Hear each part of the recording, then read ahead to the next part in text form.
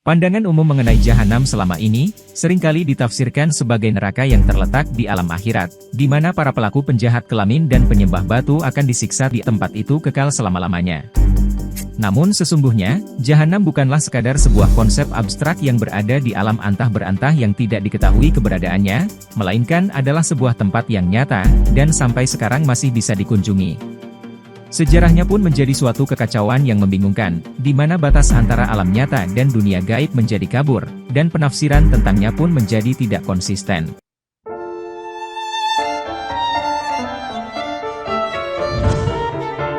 Sebelumnya, mari kita singgung sedikit mengenai makna atau definisi dari neraka.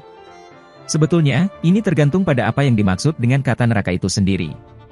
Menurut KBBI, kata neraka memiliki 3 definisi, yaitu alam akhirat tempat orang kafir dan orang durhaka yang mengalami siksaan dan kesengsaraan, kondisi sial dan celaka, atau keadaan menyengsarakan. Poin 1, adanya di akhirat, sementara poin 2 dan 3, adanya di dunia. Mari kita bahas dulu poin pertama, yaitu versi akhirat atau di alam antah berantah. Penafsiran tentang neraka di alam antah berantah, adalah suatu metode doktrin, agar para pengikutnya tidak bisa membantah, karena tidak bisa dibuktikan. Namun metode ini cukup efektif, untuk bisa mengatur masyarakat yang sulit diatur, dan bertindak semaunya sendiri. Di wilayah Timur Tengah sampai Afrika, pemahaman tentang neraka berada di alam akhirat, terpengaruh oleh kebudayaan Mesir kuno. Dikenal di Mesir kuno sebagai The Chapters of Going Forth by Day, tetapi ahli Mesir kuno bernama Karl Richard Lepsius menjulukinya sebagai Kitab Orang Mati. Kitab ini terdiri dari 200 bab, dan berisi pengetahuan yang menegangkan tentang tantangan, kegembiraan, dan ketakutan dalam perjalanan ke alam misterius setelah kematian. Terdapat kesamaan antara kode moral bangsa Mesir kuno, bangsa awal Israel, dan pandangan beberapa umat Islam. 10 peraturan yang diberikan oleh Tuhan kepada Musa di Gunung Sinai, secara jelas tercermin dalam tradisi Mesir yang tercatat dalam Kitab Kematian, dan beberapa juga terdapat dalam tradisi Islam. Kehidupan akhirat, dianggap sebagai kelanjutan kehidupan di bumi. Dalam Kitab Kematian, orang yang meninggal akan dibawa ke hadapan Dewa Osiris, dewa yang hanya berada di alam bawah Duat. Sebelum memasuki alam baka, mereka akan dihadang oleh 7 pintu gerbang istana Osiris. Di bawahnya terdapat 10 dari 21 portal misterius istana Osiris di padang ilalang, yang semuanya dijaga oleh penjaga yang menakutkan. Jiwa seseorang, yang digambarkan sebagai jantung, akan ditempatkan di satu sisi timbangan, sedangkan di sisi lainnya akan diletakkan sehelai bulu putih Mahet, atau bulu kebenaran. Selanjutnya, Dewa Thoth akan menentukan, kemana arwah tersebut harus pergi. Semakin banyak kejahatan yang dilakukan semasa hidup, akan membuat jantung semakin berat. Jika jantung yang ditimbang ternyata lebih berat daripada bulu, maka arwah tersebut akan dikirim ke tempat yang mengerikan. Bahasa Inggris kuno menyebutnya dengan Hell atau Helle, yang muncul pertama kali sekitar tahun 725 Masehi, untuk merujuk pada dunia bawah tempat orang mati dalam kepercayaan Anglo-Saxon pada masa pagan. Agama-agama terdahulu, tidak menganggap alam baka sebagai tempat hukuman atau pahala di alam antah berantah, namun hanya menggambarkan tempat kediaman orang mati, kuburan, sebuah tempat netral yang terletak di bawah permukaan bumi, misalnya, Kawer, Hades, dan Sheol. Tempat-tempat seperti itu, kadang-kadang disamakan dengan kata hell dalam bahasa Inggris, meskipun terjemahan yang lebih tepatnya adalah dunia bawah, atau dunia orang mati. Agama-agama kuno Mesopotamia, Yunani, Romawi, dan Finnik, malah lengkap menyebut terdapat pintu masuk ke dunia bawah dari negeri orang yang hidup.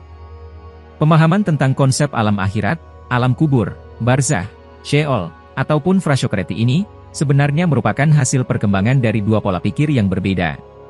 Pola pikir pertama, yaitu konsep alam kubur, merupakan yang paling awal muncul, karena sebelum manusia mengenal ruh dan Tuhan, mereka sudah akrab dengan kematian. Rasa takut terhadap kematian, merupakan hal universal dalam peradaban manusia. Dalam agama Yahudi, dunia orang mati dikenal sebagai Sheol, sebuah tempat di bawah tanah tempat orang-orang yang telah meninggal berada.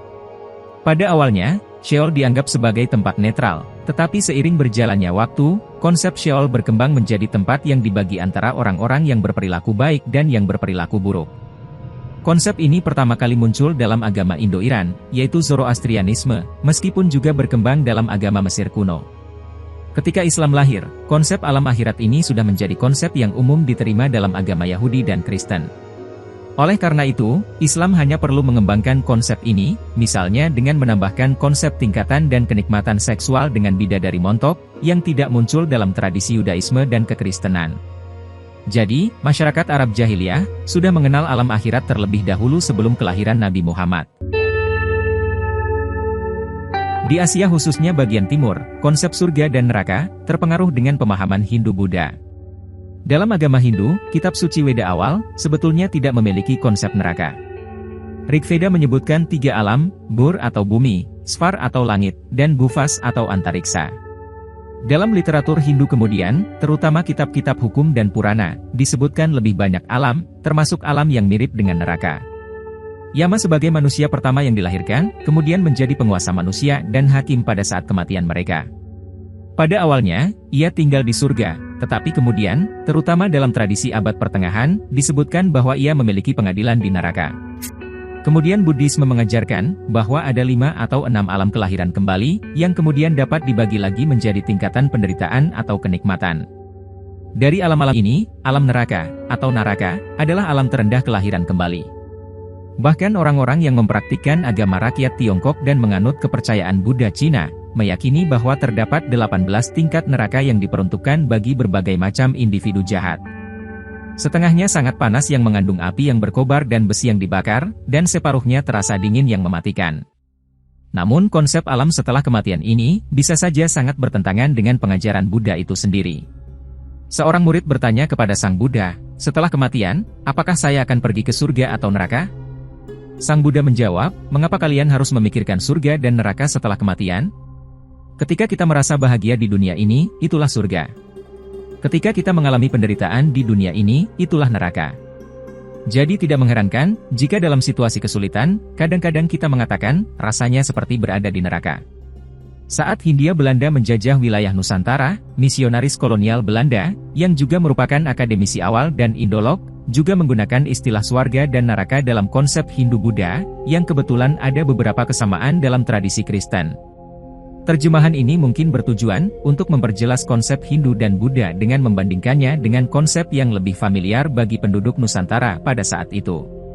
Sehingga dari pemaparan ini bisa kita lihat, pemahaman swarga dan neraka yang ada di alam akhirat, adalah bentuk penafsiran yang saling terpengaruh oleh budaya lain, sehingga neraka yang seharusnya ada di dunia, lama-kelamaan berpindah tempat menjadi alam setelah kematian di alam antah berantah. Selanjutnya poin kedua masih menurut KBBI. Kata sengsara memiliki arti kesulitan dan kesusahan hidup, penderitaan, menderita kesusahan, kesukaran, dan sebagainya. Jika kita menggunakan definisi neraka yang kedua dan ketiga yang ada di dunia, maka mayoritas agama, tampaknya telah, sedang, dan akan terus membawa umatnya masuk neraka, dalam artian mengalami kesulitan, kesukaran, dan kesusahan hidup alias menderita. Fakta sejarah, terutama sejarah kontemporer membuktikan, betapa agama-agama telah menyebabkan tragedi kemanusiaan yang luar biasa. Jutaan nyawa menjadi korban perang atas nama agama, seperti perang salib, dan perang-perang yang membawa bendera atau simbol agama tertentu. Di beberapa negara seperti India, Pakistan, dan Bangladesh, agama telah memecah belah bangsa. Di Indonesia saat ini, kebencian dan permusuhan antar warga akibat agama, sudah menjadi kenyataan yang tidak bisa lagi ditutupi. Hampir semua aktivitas sosial, budaya, ekonomi, dan politik di Indonesia melibatkan agama. Agama menjadi dasar bagi masyarakat untuk berbeda paham, bersikap, dan terlibat dalam aktivitas sosial, ekonomi, dan politik. Salah satu dampak buruk lain yang disebabkan oleh agama, adalah pembatasan terhadap kebebasan individu. Sebagai contoh, umat agama tertentu dilarang menikah atau mencintai orang dari agama lain, dilarang menyantuni warga miskin yang tidak seagama, padahal cinta adalah anugerah dari Tuhan. Agama juga memaksa umatnya untuk tampil dan berpakaian sesuai dengan model tertentu, meskipun penampilan dan busana tersebut mungkin tidak cocok dengan tempat, waktu, musim, dan pekerjaan tertentu. Paksaan terhadap penampilan dan busana ini, bahkan telah memicu tragedi kemanusiaan yang menewaskan puluhan demonstran di Iran beberapa waktu lalu. Itu hanya contoh kasus, bagaimana agama telah membawa penganutnya ke dalam neraka. Bagi pelakunya mungkin akan merasa bangga, karena yang merasakan neraka bukan dirinya. Dalam Al-Quran yaitu Surah Al-Anbiya ayat 96-98, menceritakan tentang kemunculan Ya'juj Ma'juj yang turun dari seluruh tempat yang tinggi. Gunung-gunung itu meletus, sehingga lava yang menyala-nyala menghabiskan semua air di muka bumi, dan membakar orang-orang penyembah berhala. Situasi di dunia seperti itu, dinamakan Jahanam oleh Al-Quran, yang dengan jelas disebutkan dalam ayat 98. Namun, karena pengaruh agama Hindu, para penerjemah Al-Quran ke dalam bahasa Melayu, memilih untuk menggunakan istilah Sanskerta yang merujuk pada neraka, lalu digandeng dengan kata Jahanam. Konsep neraka dalam kepercayaan Hindu, jelas memiliki perbedaan yang signifikan dengan yang dijelaskan dalam Al-Quran. Jahanam adalah sebuah kondisi api yang menyala-nyala di dunia, di mana ia mendapatkan bahan bakarnya, bukan di neraka seperti yang dipercayai dalam konsep Hindu. Agar hal ini bisa lebih dipahami lagi, mari kita berkunjung ke tempat yang bernama Jahanam di Timur Tengah. Perlu bagi kita untuk mundur sejenak, untuk menjelaskan asal mula istilah Jahanam. Jika membahas agama sebagai pengaruh kebudayaan setempat, harus sesuai dengan konteks zaman dan tradisi yang membangun konsep agama tersebut. Seperti juga dalam mitologi Adam, Hawa, Abraham atau Ibrahim, Perahu Nuh, dan Menara Babel, tidak bisa dipisahkan dari pengaruh budaya Sumeria, wilayah Irak dan sekitarnya. Konsep neraka dalam kepercayaan Ibrani kuno, terkait dengan pandangan manusia pada masa itu, di mana manusia hanya terdiri dari tubuh dan jiwa. Roh bukanlah jiwa.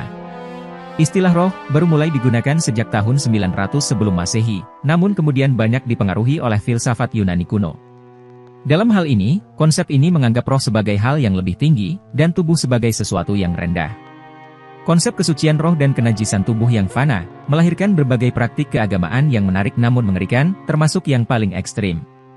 Dalam pemikiran Ibrani Purba, tempat bagi orang mati disebut Gehinom, atau Gehenna dalam transliterasi bahasa Yunani dan Suryani, yaitu sebuah lembah yang terletak tidak jauh dari Yerusalem.